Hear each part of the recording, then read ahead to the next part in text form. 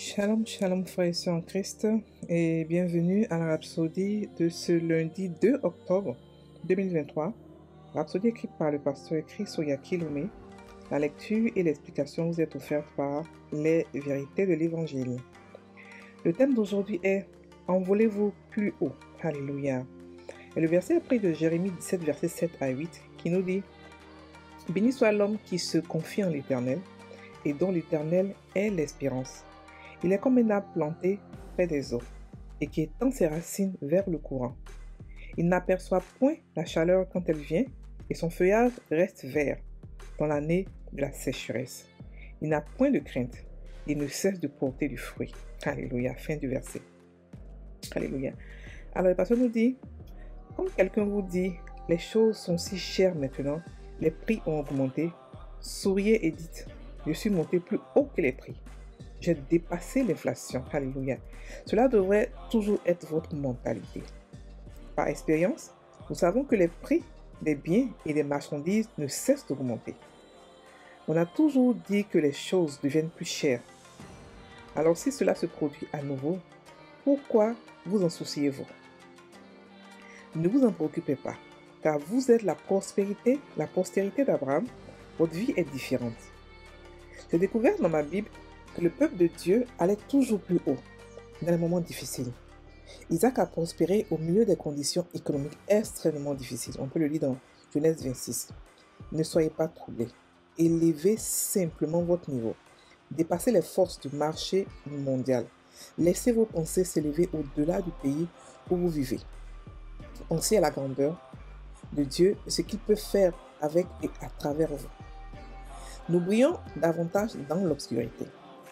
Lorsque tout est lumineux, la lumière de chacun ne sera pas remarquée. Mais quand l'obscurité, même la plus petite lumière sera remarquée. Mais dans l'obscurité, même la plus petite lumière sera remarquée. Chaque lumière brille dans l'obscurité. La Bible dit, voici les ténèbres couvrent la terre et l'obscurité les peuples. Mais sur toi, l'Éternel se lève. Sur toi, sa gloire apparaît. Isaïe 60, verset 2. Il est temps pour vous de briller. La Bible dit dans Romains 8, verset 28, nous savons du reste, que toute chose concourt au bien de ceux qui aiment Dieu, de ceux qui sont appelés selon son dessein. Alléluia, fin du verset. Lorsque l'inflation monte en flèche et que les prix des produits de base augmentent, ne pleurez pas, ne vous plaignez pas. Cela ne fera que créer des opportunités pour vous. Car votre foi vous procurera l'argent dont vous avez besoin. Votre prospérité n'est pas basée sur ce que votre entreprise vous paie ou sur les opportunités disponibles dans votre pays. Votre prospérité dépend de qui vous êtes, un héritier de Dieu et un héritier joint avec Christ. Fin de la Rhapsodie. Alors, la Rhapsodie aujourd'hui est très très croustillante. Il nous parle de notre prospérité. Alléluia. Beaucoup de chrétiens pleurent. Beaucoup de chrétiens souffrent quant à la prospérité. Beaucoup de chrétiens sont endettés. Beaucoup de chrétiens souffrent de pauvreté. La pauvreté est une malédiction. La pauvreté n'est pas de Dieu. Dieu ne donne pas la pauvreté pour tester les gens, non. Ça, c'est l'ignorance. Dieu est un Dieu riche. Nous-mêmes qui sommes humains, est-ce que nous voudrions, quand nous avons les moyens, ne pas pouvoir aux besoins de nos enfants? Ça n'existe pas. C'est impossible. Et c'est comme ça que Dieu est. Dieu est un Dieu bon. Le pasteur aussi nous dit que nous devons nous envoler plus haut. Comment ça? En pensée. Il explique que la vie devient toujours plus chère. Jamais on n'a entendu parler du fait que la vie devient moins chère. Depuis que nous sommes nés, jamais on a entendu dire que ils ont diminué le prix. Non, les prix n'ont jamais diminué. Les prix ne font qu'augmenter. Donc, il nous rappelle que quand ça se passe, nous devons savoir que nous devons avoir des confessions du genre, je suis monté plus haut que les prix. J'ai dépassé l'inflation. Alléluia. Donc cela devait être notre manière de penser. Pourquoi? Parce que là où nous sommes arrivés, à Sion, on a reçu une prospérité tellement abondante. On est dans l'abondance totale. On est dans l'abondance qui est en source. C'est-à-dire qu'on a en nous la source de l'abondance, la source de la prospérité. Donc ce qu'on a fait, c'est seulement prendre. Mais prendre comment? On prend d'abord en ayant une mentalité de riche. Avant d'être riche physiquement, il faut être riche dans la tête. Donc on prend par la méditation, par l'étude biblique, par la lecture d'abord qui nous a découvrir, ensuite par la méditation. Alléluia. Donc il nous explique ici que on n'a pas à avoir peur, on n'a pas à se soucier, on n'a pas à trembler, on n'a pas à paniquer, mais au contraire, ce sont pour nous des opportunités. Comment? Parce que la Bible dit que nous sommes des lumières. Et la lumière, ça veut dire qu'on a des solutions. Lorsqu'il y a un problème quelque part, ce que nous on fait, on apporte la solution. Et c'est comme ça qu'on montre l'amour et la compassion de Dieu. Si par exemple, on connaît un village qui n'a pas d'eau, on apporte dans ce village de l'eau. Lorsqu'on apporte de l'eau dans ce village, on se fait de l'argent, de un, puis de deux, on apporte l'évangile. On leur montre que Dieu les aime. On peut mettre l'eau là-bas gratuitement si on veut. Ça dépend de comment est-ce qu'on est inspiré. Mais on est la solution. On n'est pas ceux-là qui pleurent pour de l'argent. Non, ce n'est pas les chrétiens. N'oubliez pas qu'on n'est pas des êtres humains. On vit au-dessus du système de ce monde. On est des dieux qui vivent dans un corps humain. Donc, on n'est pas soumis à l'inflation. On n'est pas soumis à la pauvreté de ce monde. On n'est pas soumis au système de ce monde. On n'est pas soumis aux pleurs. On ne va pas pleurer comme les gens de ce monde. On n'est pas comme eux. Eux, ils pleurent parce qu'ils n'ont pas de solution. Mais nous, on a la solution et on est la solution de ce monde. Donc, on ne pleure pas, on ne se lamente pas. On cherche comment apporter la solution. Comment apporter quelque chose qui va faire la différence, qui va faire que on va apporter l'amour de Dieu au monde, mais aussi on va s'enrichir. Ce sont des opportunités. Ne voyez pas ça comme quelque chose de cruel quand les gens pleurent. Non, non, des opportunités pour montrer l'amour de Dieu. Vous comprenez? Si comme ça vous partez dans un village où les enfants ne vont pas à l'école et vous créez une école là-bas, et même si vous faites payer aux gens là-bas, même si vous payez une modique somme, les enfants auront l'opportunité d'aller à l'école. Vous comprenez? Donc, ce sera l'amour de Dieu que vous allez apporter là-bas. Vous comprenez? Donc, quand il y a les difficultés, nous, on se lève et on voit les opportunités. Là où les gens voient les difficultés, on voit les opportunités. C'est pour ça que je dis chaque fois que arrêtons de quitter l'Afrique pour fuir, pour aller en Europe et tout cela. Les opportunités sont là où nous ne sommes pas ailleurs. Sauf si Dieu vous inspire à partir. Sinon, si vous êtes en Afrique, mais si vous êtes là où Dieu vous a déposé, c'est là-bas que vous devez prospérer. Il y a des opportunités partout. Ouvrez vos yeux. Là où il y a la difficulté, il y a forcément des opportunités. Là où il y a les problèmes, il y a forcément des opportunités. Là où il y a la pauvreté, il y a forcément des opportunités. Regardez les Juifs. Les Juifs ont toujours prospéré dans le monde de difficultés. Ils ont été chassés dans le monde entier, partout. Mais partout où ils vont, ils sont les plus riches. Pourquoi? Parce qu'ils ont compris que leur richesse ne dépend pas de où ils sont, mais de ce qu'ils sont, ce qu'ils ont en eux. Ils ont compris qu'ils sont des sources de prospérité, des sources de bénédiction, des sources de richesse. Donc, partout où ils vont, du moment où ils sont, ils ont leur tête, ils sont encore vivants, ils peuvent créer la prospérité. La richesse, elle se crée.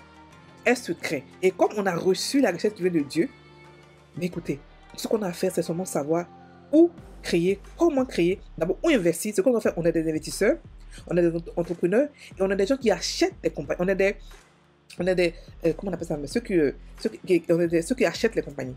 Voilà. Donc, on n'est pas des gens qui sont soumis au salaire, qui pleurent. Non, la Bible nous dit que l'ouvrier soupire après un salaire, comme un esclave soupire après la liberté, mais après, c'est plutôt. Donc, ça veut dire que Dieu compare être salarié à un esclavage. Parce qu'on attend à chaque fin du mois et ce n'est pas normal. Et ça prend par contre les factures et ceci. Dieu veut qu'on ait plusieurs sources de revenus. On nous parle dans la Bible, on nous parle de 7, minimum 7 de sources de revenus. Pourquoi? Parce qu'il peut y avoir une source de revenus qui peut sécher. Tu ne peux pas dépendre d'une seule source de revenus, ce n'est pas normal. Donc frères et sœurs en Christ, je vous ai dit 3 choses. On est à la fois investisseur, on est à la fois entrepreneur et on est à la fois acquisiteur de compagnie.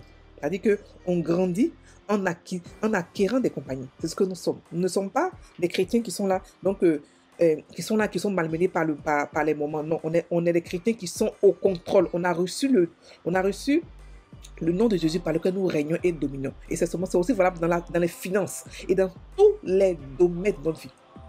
Beaucoup de chrétiens veulent être seulement que des pasteurs. Mais qui va chanter?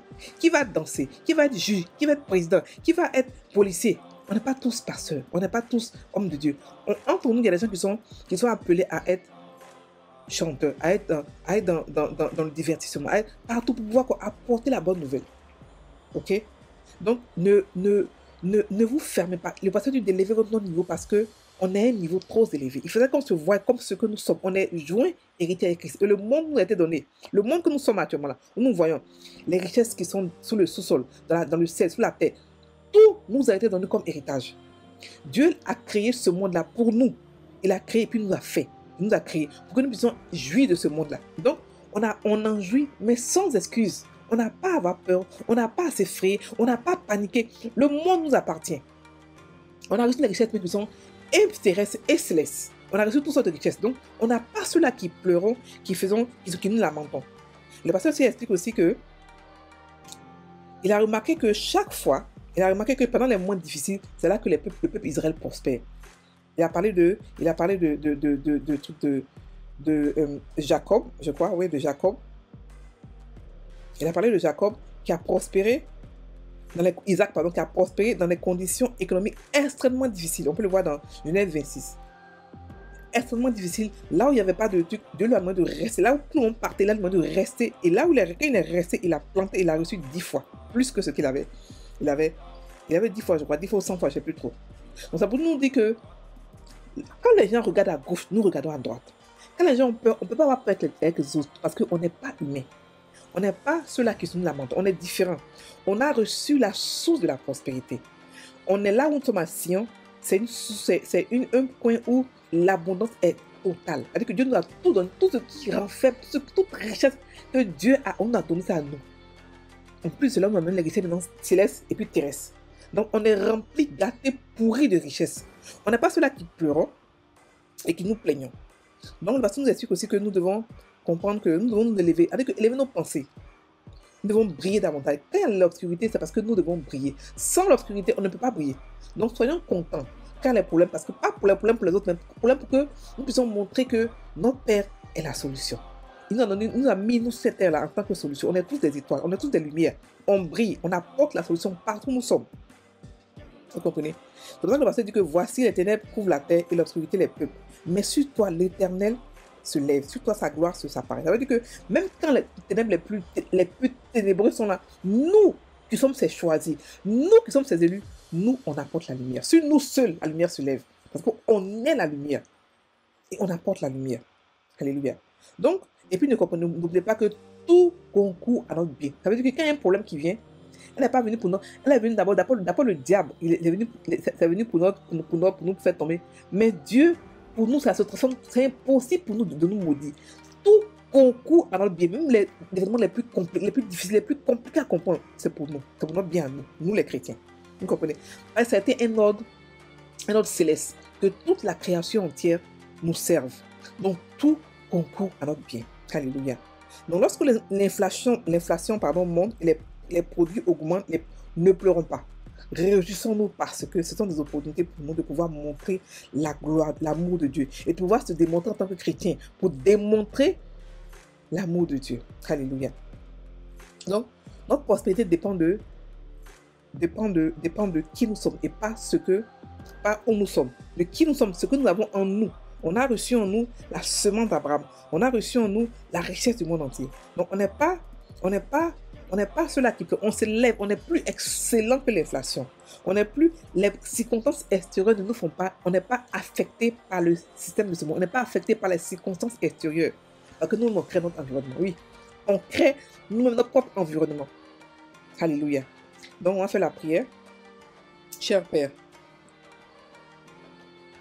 j'affirme et j'excelle au-delà de l'inflation des incertitudes financières.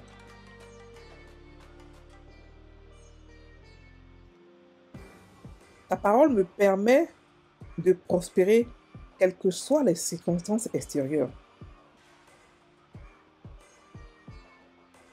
Car tu es ma véritable source. Je ne suis pas une victime de l'économie de mon pays. Je fais partie de ceux qui créent des opportunités pour les autres. J'ai déjà vaincu le monde et ses systèmes. Alors je règne dans la vie. Au nom de Jésus. Amen. Frères et sœurs en Christ, n'oubliez pas. Là où nous sommes assis, on est dans la source éternelle de prospérité. On ne peut jamais manquer d'être prospère. Soyez bénis, passez une bonne journée.